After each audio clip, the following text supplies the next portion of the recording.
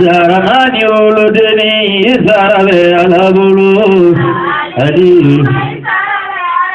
Abaha olode Ali usarabe alabulu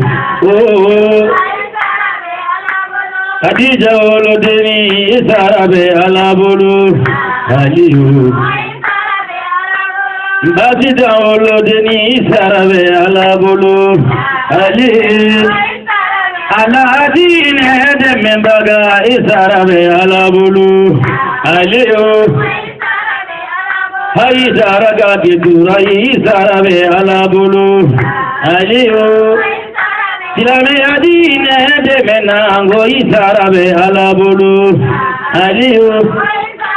alazine bufuruge aliyo sarabe alabulu aliyo Asida furuke wa isarabe alabulu aliyu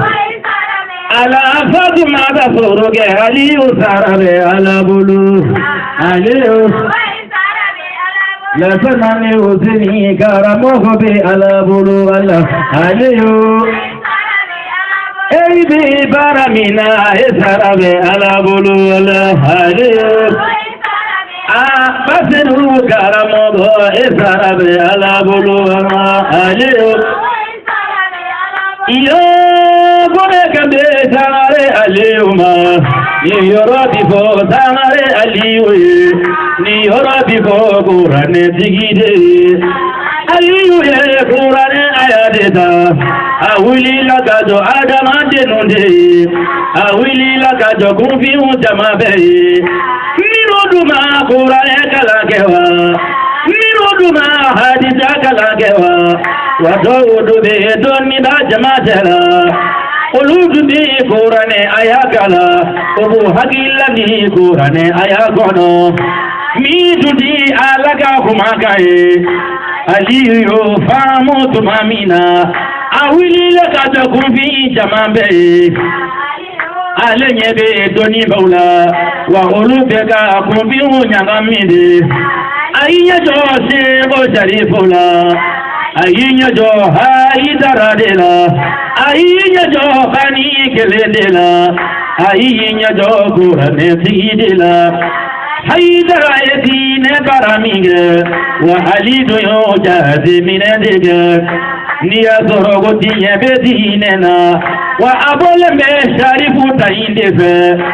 awili lane kurane ayade laidu romimbe alaga kumagono awili lane kurane ayade laidu romimbe alaga kumagono wa dina dita ogo wa dina dita ne kumaga horoinde dina dita ne laidu horoinde aliyo fo dilamede humbe aliyo fo mumini de humbe kone gabe joni kelimada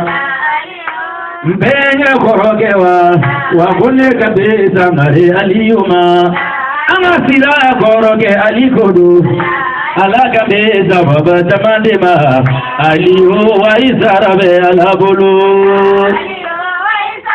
ala dine baralango isarabe alabulu ala kufi hujigi ala isarabe alabulu haidaraga jigi ala isarabe alabulu aliyo Baningo kawadangele isarabe alabulu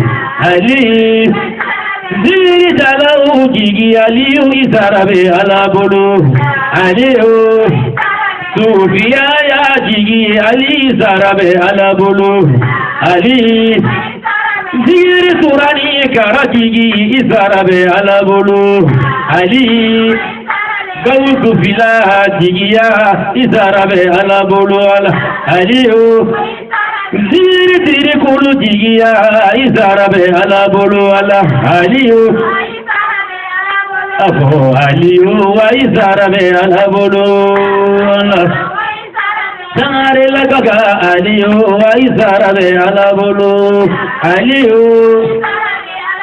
dine demena isarabe alabolo na aliyu isarabe alabolo ala aliyu wa isarabe alabolo isarabe alabolo la